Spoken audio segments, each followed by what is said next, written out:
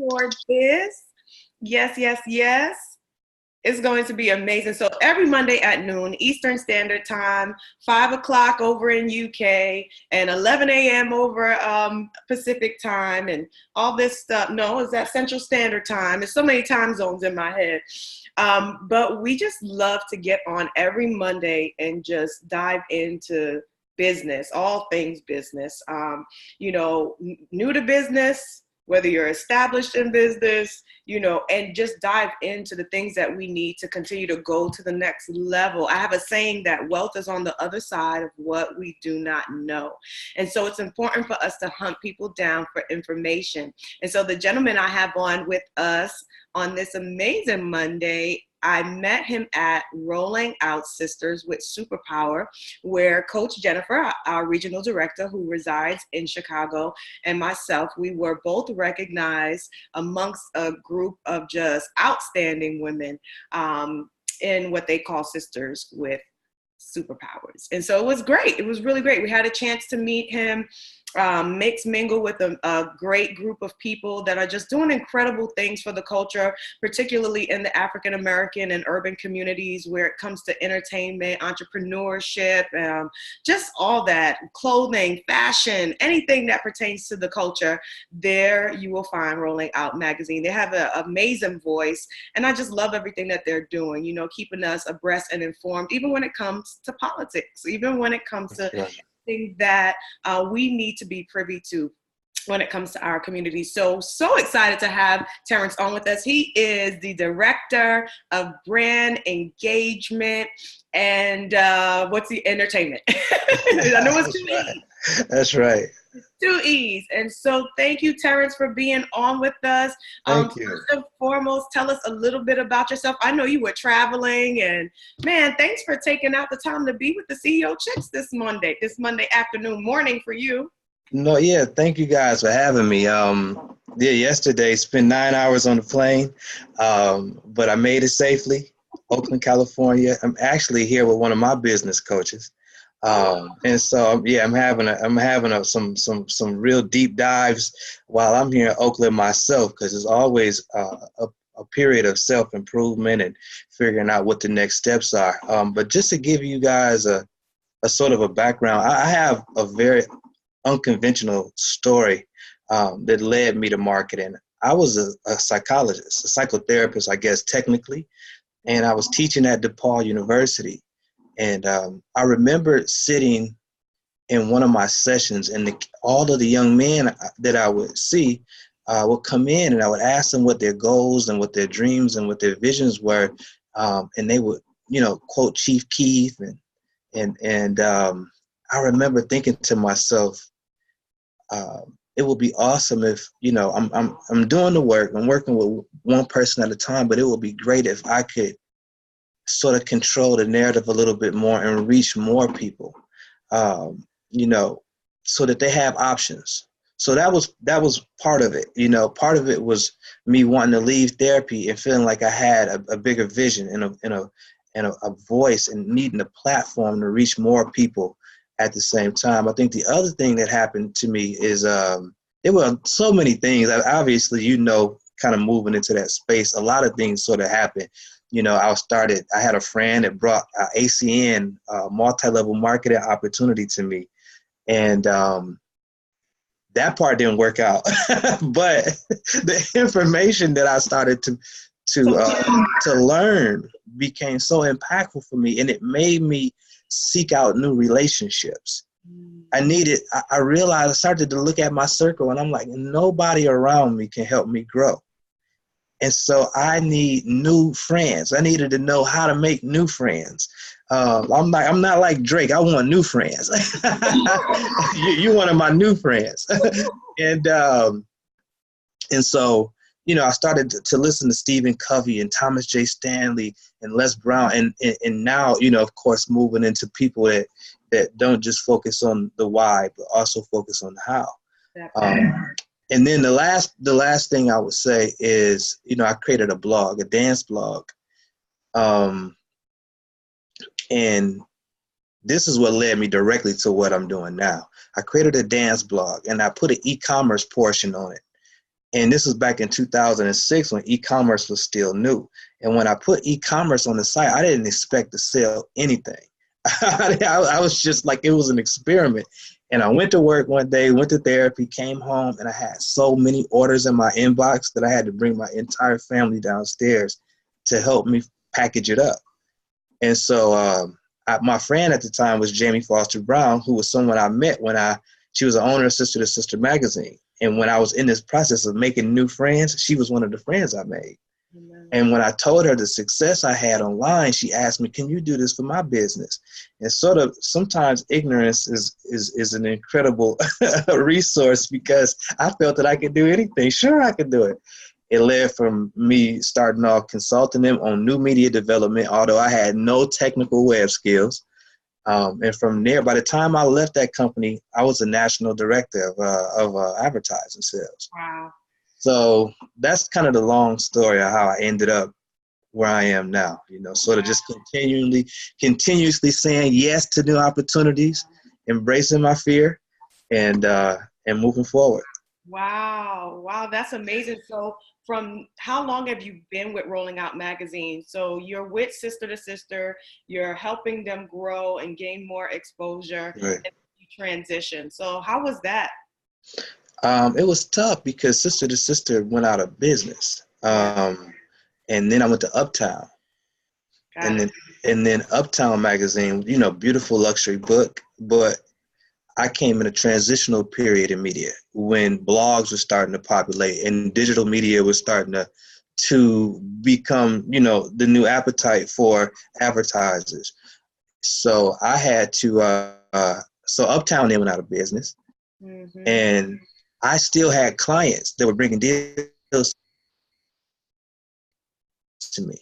So I had to figure out where to take the deal. And so I called my friend at Rolling Out Munson, who already knew my work, and said, hey, I got a deal for you. You can have it. Just give me my money off of it. And he said, no, I'm familiar with your work. Why don't you come on board and you work the deal? And I declined it because I had been, I was a little bit shell shocked from being in two businesses that failed. And he's like, no, trust me. If we don't do well together in 6 months, then we can go our separate ways. And in the first month at Rolling Out, I did better than I did in my first year at Uptown. And so that was 4 years ago. And then, we've been rolling ever since. Literally. Right, rolling out. Yeah, literally. That's right.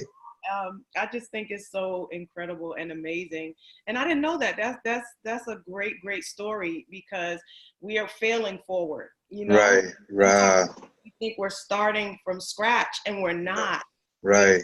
I often have to remind people, no, God is an economist. He's going to every ounce of what we have experienced and gone through and excel us further. Like it's not going backwards by any means. And it's important for us to understand that mindset. So that's a great story. Right. Yeah. Amazing. So let's talk a little bit about brand engagement. First define for us what branding even means. This is what I'll say to that, because I wasn't a trained marketing person. And so I would imagine like a number of people watching, we kind of hear these words and we want to work with these corporations. But for me, it's important to like demystify it. The process of branding to me is simply creating a market distinction. It's how we differentiate the authentic from the imitators. And so that's basically what it is. And to me, that it's the same for corporations and it's the same for individuals, so it's not a long process. To me, it's just, how you create a market distinction. I think the internet is acting, we're going to speak to it. So, it needs to act right. Going in and out. But you said it was about creating the distinction. So in other words, it's pulling out what makes you unique. It's pulling out what makes you different, and you leveraging that. Absolutely. You know, my good friend Melissa, who, you know, when I wanted to pay proper respect to the field when I entered it. I was a psychologist. There's a certain nomenclature that goes with being a psychologist. A lot of people can sit down and think they're talking to their friends and feel like they're being a therapist. But unless you understand the processes, unless you have a roadmap for where you're taking the person that you talk to as a therapist, you're not doing therapy. You know, you're just talking to your friend. And I wanted to have that same respect for the process of branding and marketing. So I went and I sat with someone who I thought was a brilliant branding expert, my friend Melissa, and she shared with me, you know, really it's about understanding your unique value proposition, you know, or what she called your DNA. And the DNA of a brand, it was broken down for her as distinct and notable attributes. And so, you know, to me, that is basic. That's what it's about. It's really understanding what you bring to the marketplace that's unique, and sort of what makes you distinct, what makes you stand out from everyone else, you know? Yeah, I love it. All the time when I sit with clients, I tell them it's what's not seen. Right. And when they look at you like, you know, wait, what? I'm like, no, your brand has its own personality. It has its own language. It has its own look. It has its own feel. It creates experiences, you know, and Right. treat it as such. And they're like, you know, it's pretty deep. So it really is. It really is. It really is. What are some tips that entrepreneurs can use when building their personal brand? Because I always say it's either your mission or mistake. So right. to make it a priority when we're out here and we're doing business. And what are some tips that you would give the entrepreneurs that are watching to building their own personal brand? You know, it's funny, you know, I was sort of thinking about this as we went, you know. I've been doing a lot of entrepreneurial study lately. And, you know, what I would say is this, particularly, you know, because myself, I'm still working in a company, right? And the process of working in a company is much different than the process of running a business. Mm-hmm. When I work in a company, I have a very singular focus. You know, I'm focusing around getting a specific task done. That's part of a collective of tasks that need to happen in order for the business to run. I think as an entrepreneur, it has to be actually the opposite. I think you have to be focusing on the systems. You have to be focusing on the larger creative vision. You have to be focusing on opportunities in the marketplace. You know, you have to be thinking about the differences between the work styles of people in your place. You know, the idea is really more focused around, I think, growth for an entrepreneur. So the challenge becomes less about building technical skills, I think, and more about the psychology and the mindset of when your company forward. I think investment in psychology and get as much feedback as possible from people who are great in this space. So in short, because again, it slowed down a little bit, but it would be more so a focus on what's behind the brand as far as the systems that you put in place so that you can constantly see growth.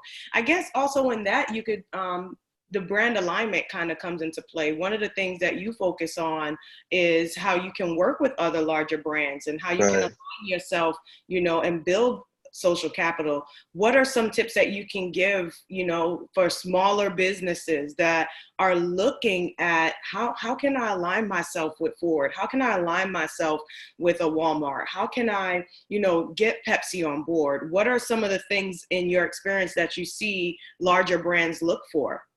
Oh, that's a great question. And that's something that I actually do direct. Sometimes I do it on behalf of the brand. So I think I can speak to that pretty authentically. And I think that um, there are a number of things. One is you have to have, and this is critical, of a very authentic voice in a space that you want to connect in. I find that is more. I'll give you a real life example. The other day, we were looking at partnering with fashion influencers, for a particular project we were working on. And so the team comes and they ask us one simple question: who is the leader in urban female fashion? Or to be more specific, Black. You know what I mean? Black women's fashion. That's who we need to connect with. And so we narrowed it down to 2 people. Really there were 3 people, but then there was another narrowing down process. So we came up with June Ambrose and we came up with Kalana Barfield, right? Mm-hmm. These are the 2 leaders in the space. So now that we identified them as leaders in the space because they have an authentic voice, they have a history in the space,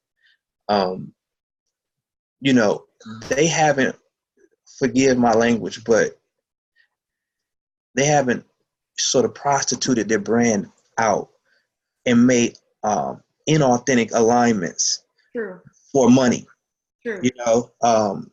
So they stay within their calling and in their purpose. And so the people that follow them believe them in that space. And so now it becomes a even deeper question of, okay, now we have these 2 people. How do we choose between them? And then that kind of determines the audience that you want to reach. I think in sponsorships in particular, the other part is trying to get people to understand how to think from the brand's perspective.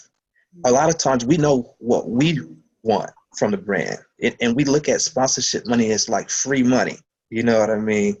But we don't think about sponsorship from the perspective of the brand. What's in it for them?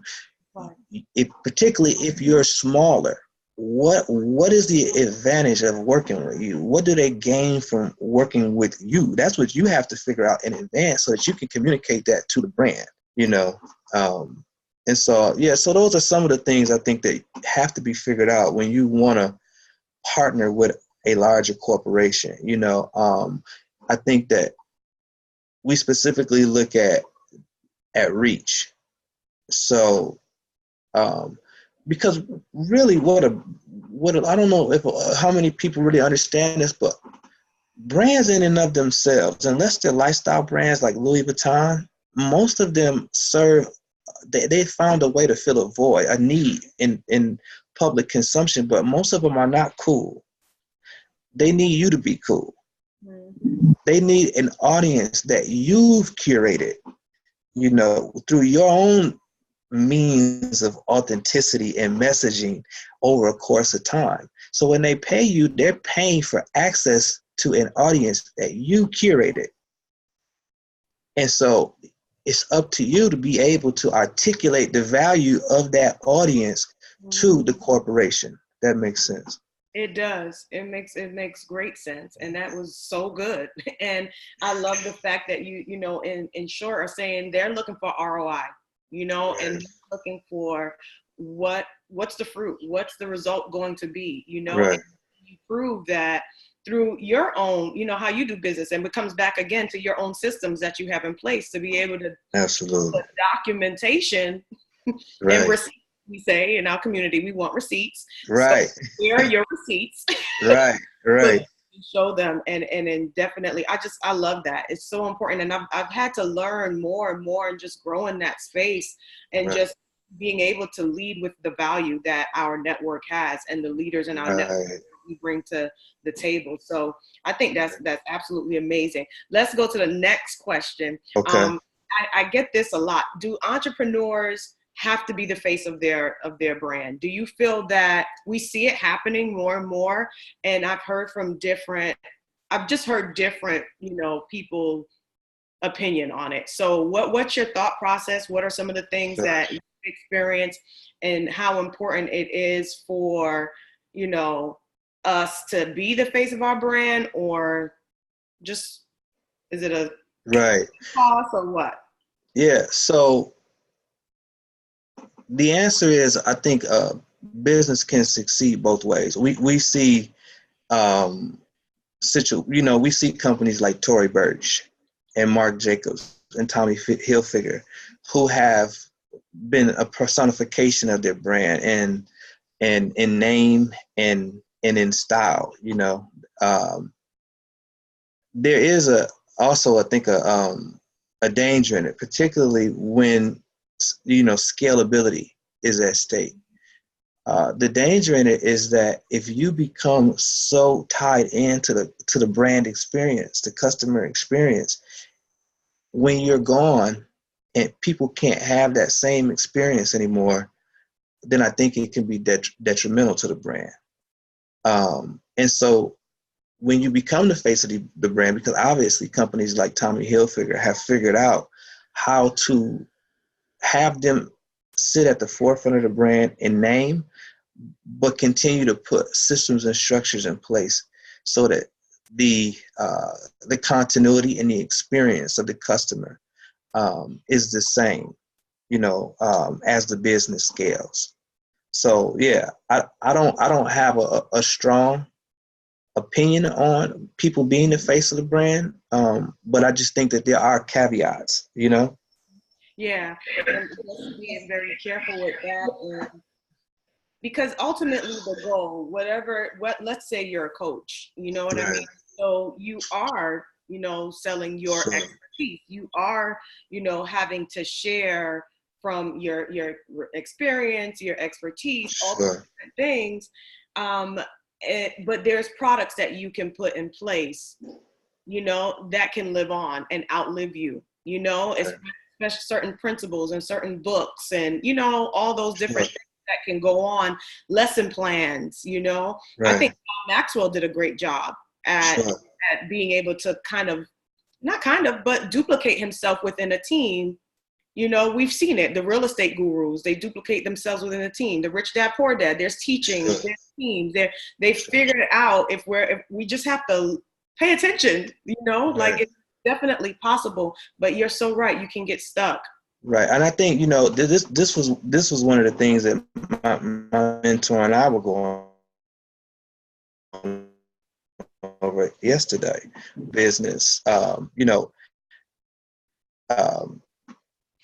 it's easy to create a transactional relationship with your customers. I think ultimately, though, you don't want the people to have to necessarily buy into you personally, but buy into the culture and the sort of energy and spirit of the place, so that they feel almost like they're being disloyal to you if they don't go with you because they bought into your brand story. And so the story of who you are and becomes more important than sort of the things that you do. You understand? Yeah. They tie into the brand story, and so that's the part of it. I think that this important there. Yeah, that is amazing. Some as entrepreneurs are growing and building their brand, and they're having to hire individuals like yourself, right? And and Right.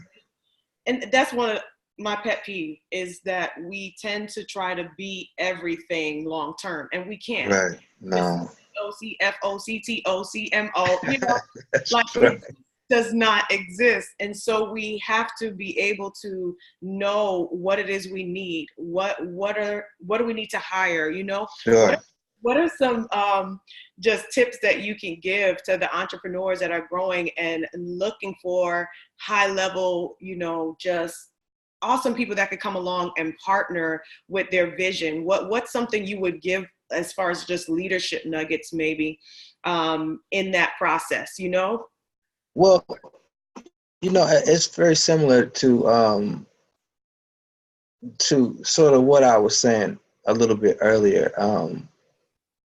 is the question was about like partnership again. Say that one more time for me, 'cause I just want to make sure I understand it all the way.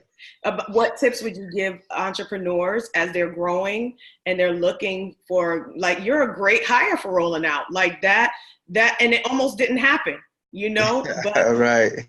right, it almost didn't happen. Yeah. He came out and he was like, no, not you bringing me this deal, but it, let's partner. Let's like there was value. There was something that made you say yes to that. And here you are 4 years later, So I'm just kind of curious. And I'm just throwing this out there because I'm curious, what are some things that you would say? What makes you feel valued? You know what I mean? In that relationship, Right. what makes you stay? What makes you stay, just so dedicated to that vision? Well, I think, so here's the thing. I had my own why, my own reason for joining media that existed outside of rolling out. And so particularly for me, I felt like I could continue to work on that vision inside the company.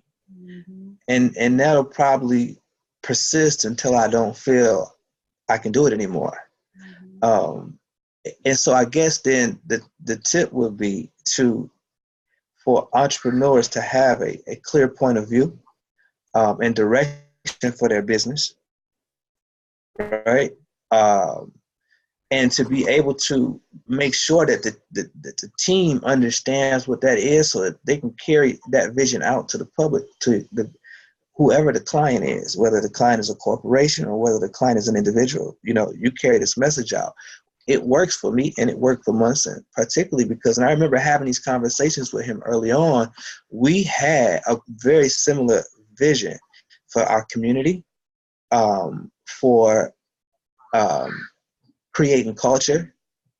Like I'll only work on projects that uplift us, our culture. Munson is very much the same. If someone brought me a project, even if it was a lot of money involved, that degraded the culture, I would have to walk away from it. Wow. And so, it's really about having a clear point of view as a person and a set of values. And to me,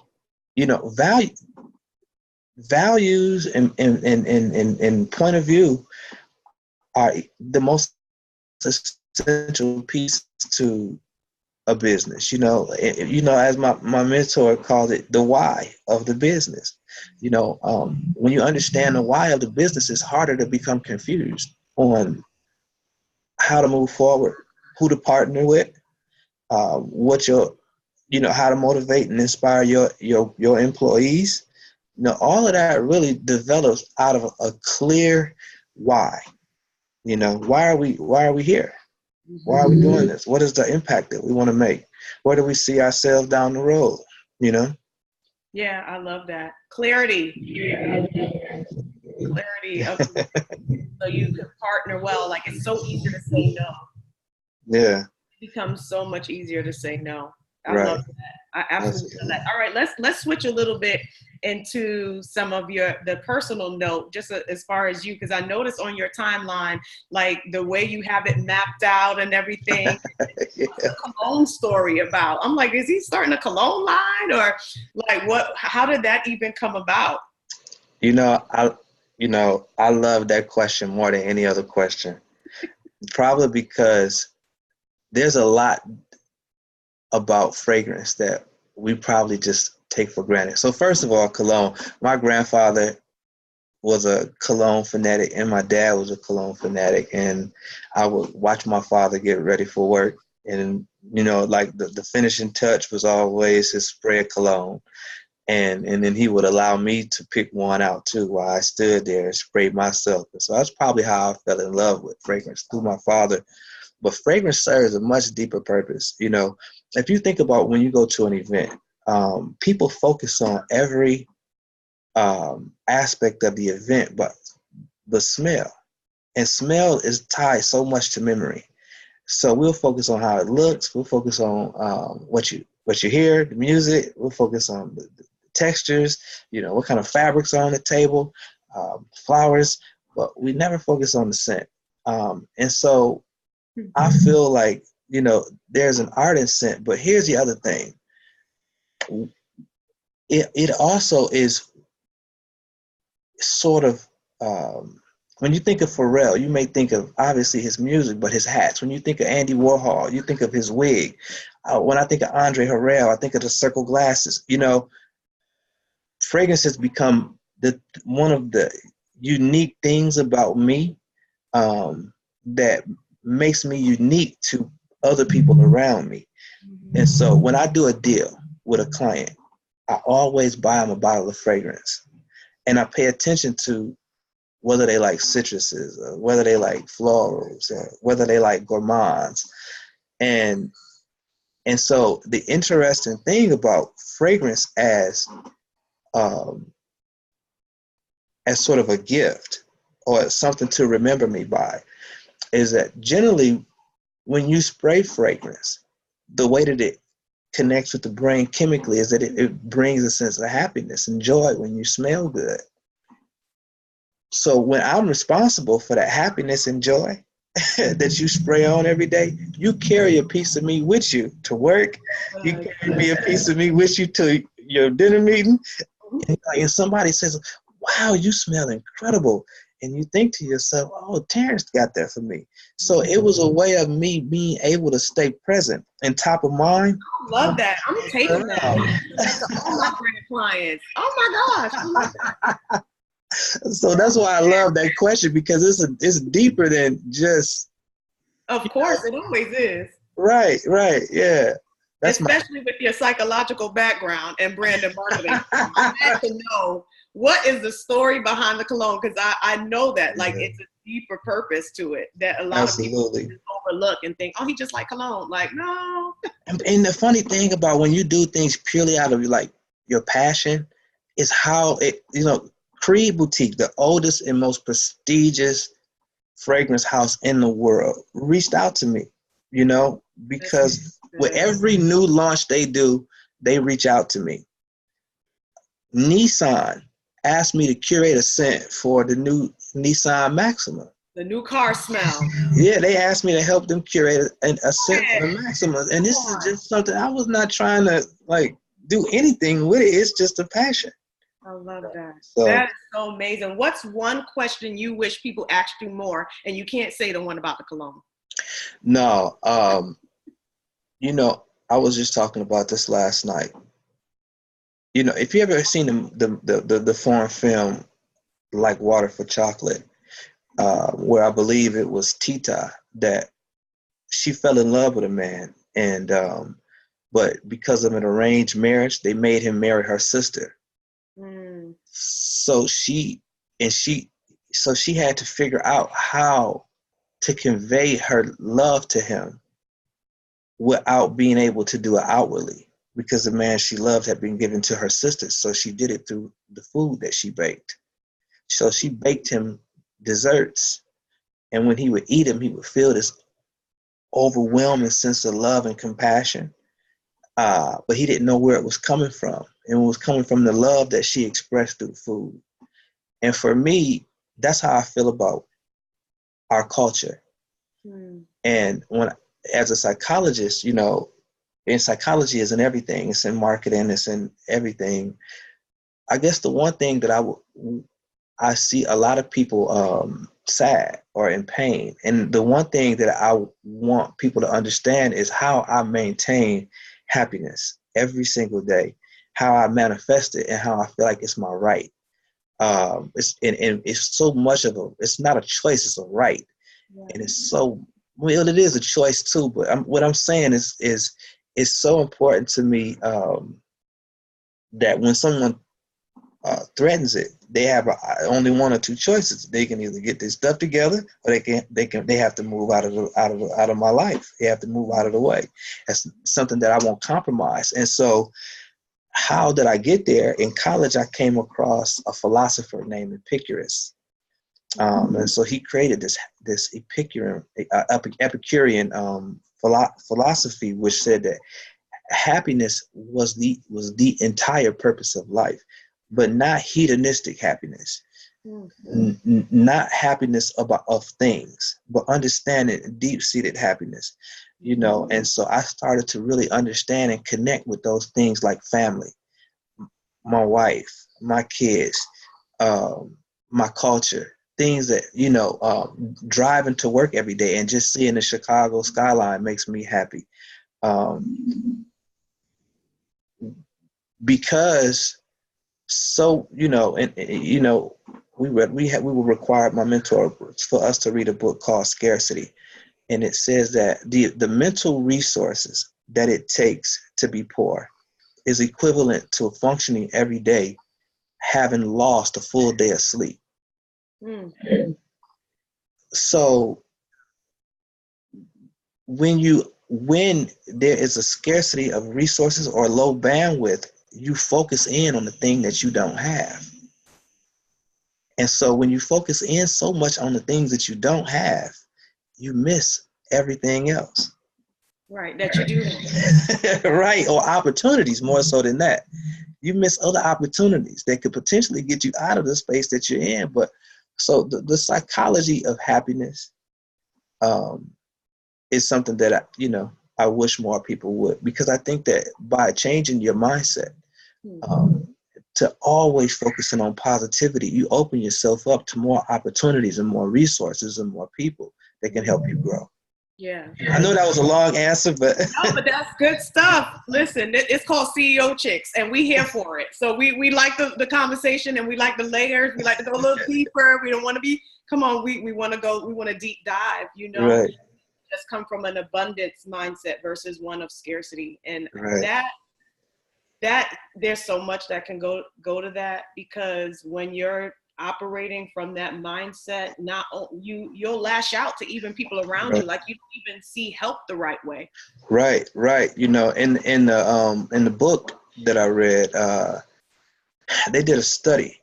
They showed people that were food deprived a movie that had only a single food scene, and at the end of the movie, they asked them what they remembered most about the movie, and everyone remembered that single food scene.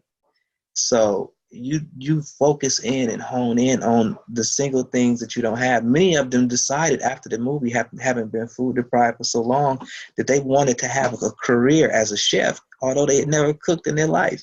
It's just like you zero in so much on the things that you don't have that they become a focus and they force you to miss. So, and that's so good, Terrance, because that's in alignment with a lot of times people will become what they didn't have when they were younger. Absolutely. Yeah, it becomes an obsession. Yeah, or I'm not gonna be like my father. Right. You know what I mean? Or and I think that it's just, you could just keep going on and on. I love to study behavior, like the personality test and all these different. I mean, it's absolutely incredible to me, and I think that's so important for us to really understand who we are, how we're wired, why we make the decisions that we make, our strengths, our or areas that need to be strengthened. I think it's so important as entrepreneurs that we do that. All right, so let's get into any final words that you want to leave, and then we'll take some questions. Final words. No, I mean, I don't have any necessarily any final words. I think that you've pretty much done a very good job of wrapping things up. I think that what I'll say is that for me, there are probably people that I'm speaking to today that have already taken chances and leaps that I want to take. You know what I mean? And so what I'm always challenged with when it's time to take a leap, is getting out of my comfort zone. I wake up, we bought a house. I love my house. You know what I mean? I love my wife.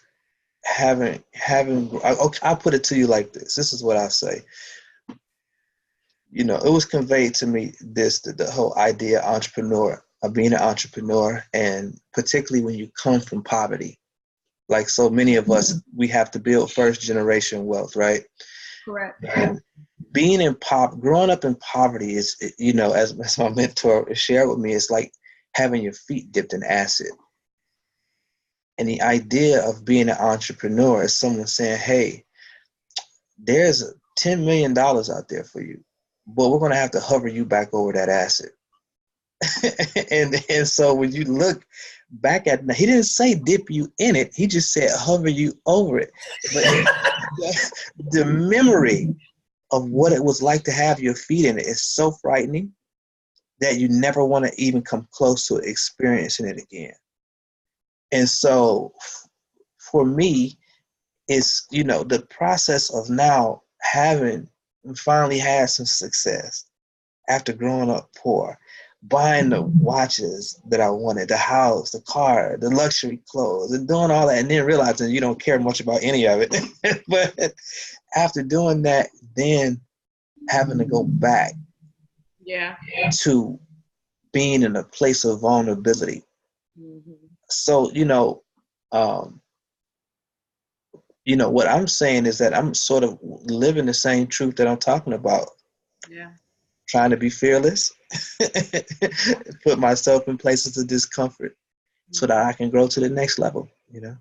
Yeah, and I think that's for all of us. I did a message when I was in Georgia. A ministry had me come in to talk about marketplace and to talk about, how our gifts, how does it correlate? Because right. My husband and I had been in pastoral roles and served in fivefold ministry. And a lot of times we don't see people in the body of Christ, in the Black church. How does that transition? How do we take those outside of the church, Right. And serve in politics and serve in, education and serve in all the entertainment in different areas and still stay true to your core belief system. Right. And so, in short, when I was studying for the message, I talked about this. My son was playing Fortnite and I heard him use the term mandatory minimalism. Right. I said, oh God, if that ain't a word, like just stop for a second. He's all of 8 years old talking about, I'm in mandatory minimalism. Right. Right now. And I'm like, I'm in mandatory minimalism.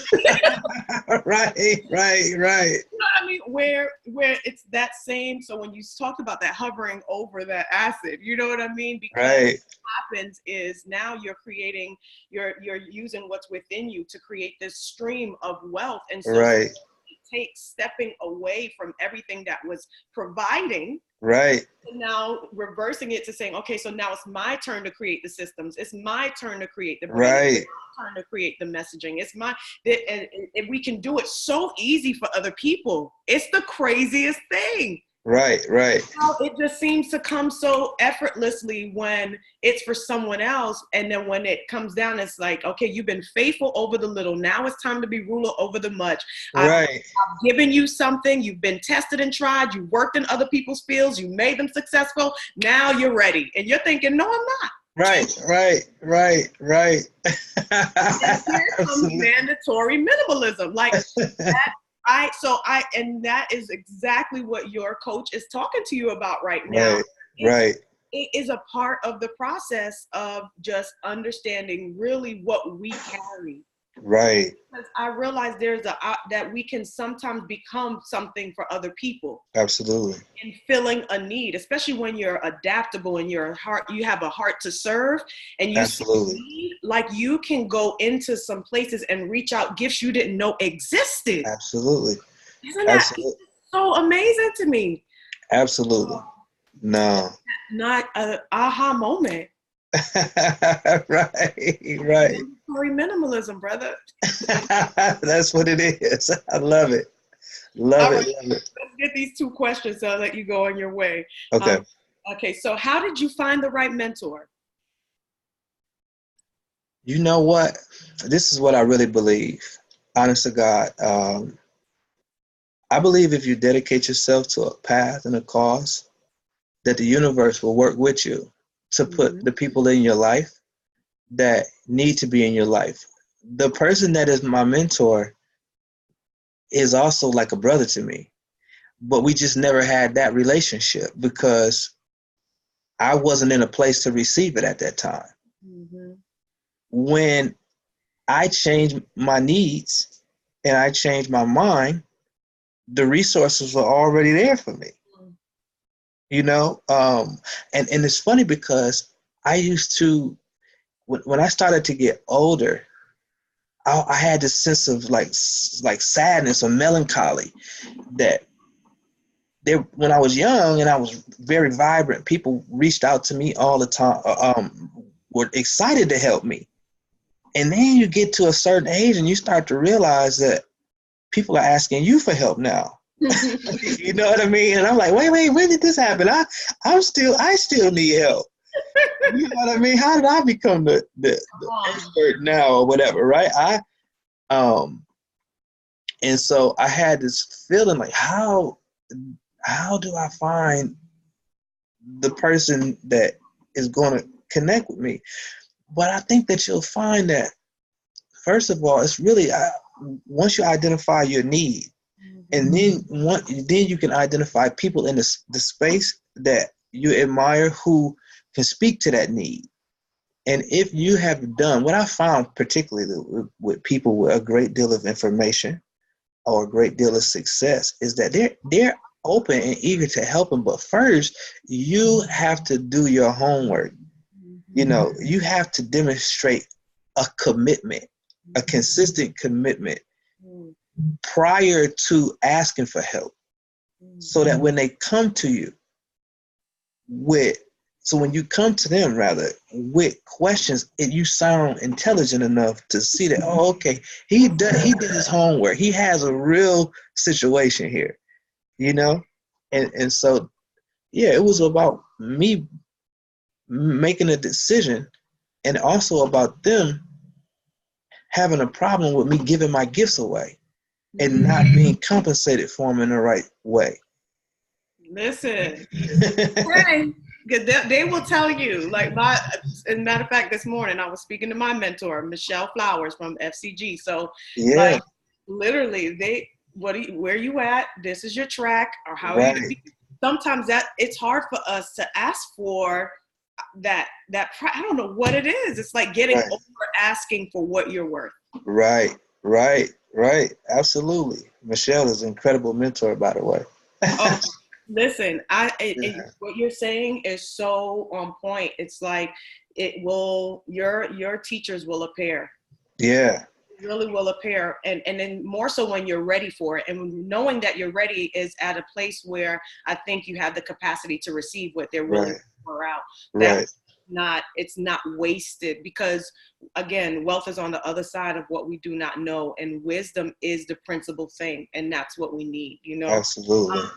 Another good question came in. What are some of your daily habits? What are some of the things you do on a regular basis to stay on top of your game? What I find, and it's something that you had spoke to when we communicated offline, but so I mean the boring stuff is that, you know, my man. That's real.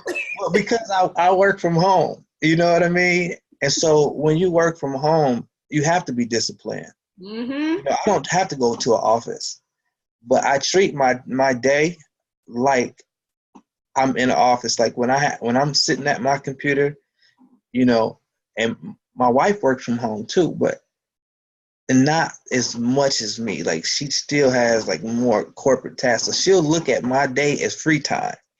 You know what I mean? Like, because I don't have to go into an office, that I have free time. Now she doesn't bother me. She's great with it, but I'm just saying, like, I have to protect my time.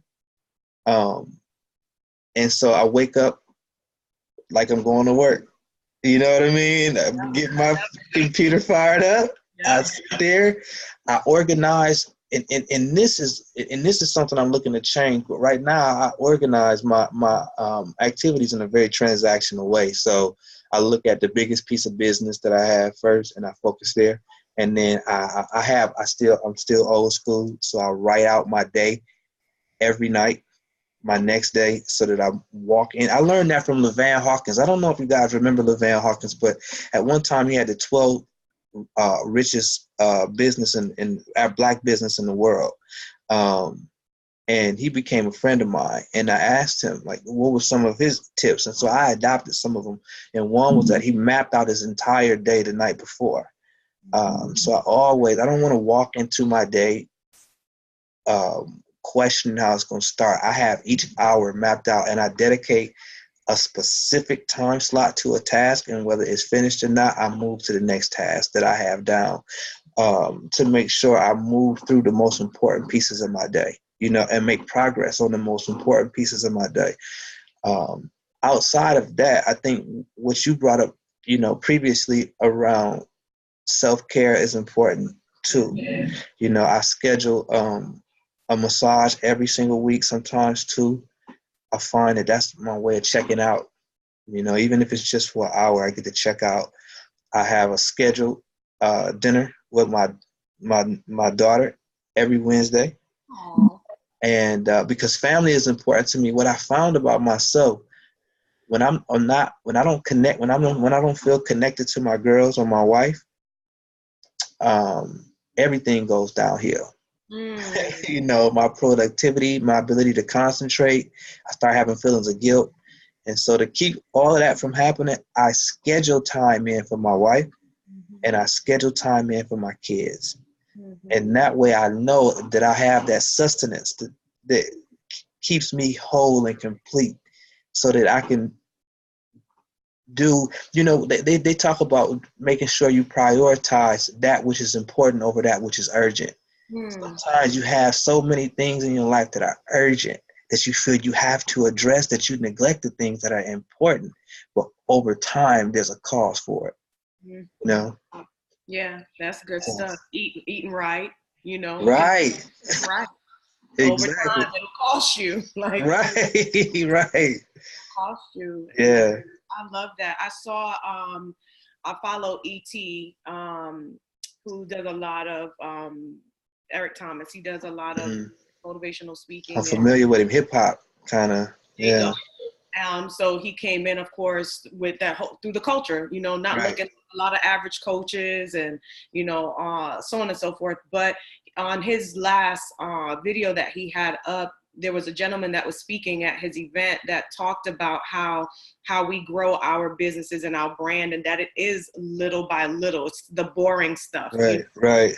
And I love the example that he used, because he talked about how when he went to visit over the summer, he took his son to visit, grandma and grandpa. Everybody was so shocked at how big he got, but he himself didn't really notice, because he's working all the time. That's right. You know what I mean? That's right. That's what it looks like, when we're doing those things in the dark, when we're working on the quote unquote boring stuff, because entrepreneurship is not glamorous. No. A lot of tough decisions. It's a lot Absolutely. of you know what, I'm going to sacrifice getting paid to hire this next person, or I'm going to sacrifice this to hire that. And, it's a lot that goes into it that we so matter of fact about, so people know what they're walking into. Absolutely. And sometimes I just flat out have to say, that's just marketing. Right. That's just marketing. Exactly. That's it. But I'm so just excited. Thank you so much for being on. I look forward to having you with us. Listen, ladies, we are working to get him with us for Dominate 2020, which is going to be in March, always Q1 of the year. And so we are working to have Terrance with us to just teach and dive in some more on what we can do with branding and marketing, and just really getting our message and our authentic voice out there to attract our clients and to attract our tribe. There are people that need what you have. So be encouraged. Thank you so much, Terrance, for being on with us. Thank you. And what I will ask, just from yourself and from any of your, the CEO chicks online, my mentors always ask me to ask for feedback. So if you guys have feedback, if you like something, if you thought it was something that I could do better, or be clear about. I want that feedback. I appreciate you guys' time, and thank you so much. Yes, thanks for being on. Have a great, great day and great travels, safe travels, and we'll stay in touch. Awesome. Thanks, Coleen. See you Bye, guys later. everybody. Thanks for being on. See you next Monday. All right.